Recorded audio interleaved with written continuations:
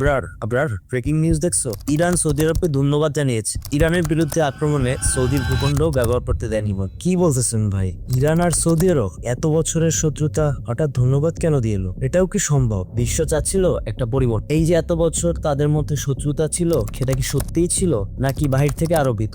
ভেবে দেখো তো, চীন তো দুই দেশেরই মিত্র, তাহলে এত বড় লড়াই কেন? মানে ভাই, আপনি বলতে চাচ্ছেন এই শত্রুতার পেছনে আসল হতো অন্য কেউ? কিন্তু কে আর কেনই বা এই শত্রুতা তৈরি করে রাখা? আচ্ছা ধরো, প্রথমত এই দেশগুলোর ভিতরে মার্কিন সামরিক বেস ক্যাম্প ছিল।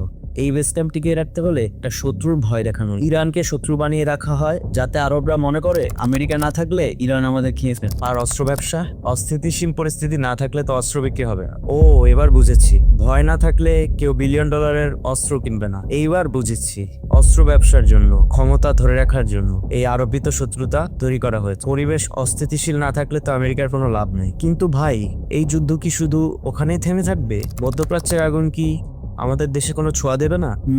সেটাই তো ভাবাচ্ছে। ওখানে যুদ্ধ মানে এখন তেলের দাম বাড়বে। অলরেডি বাংলাদেশ সহ এশিয়ান বেশ কয়েকটি দেশে তেলের সংকট দেখা দিচ্ছে, এবং কাস্টমারদের কাছে টাকা থাকা সত্ত্বেও তারা তেল কিনতে পারছে না, কারণ অয়েল পাম্পগুলোতে কোনো তেল নেই। আর নিত্য প্রয়োজনীয় যেসব কথা তো বাদই দিই।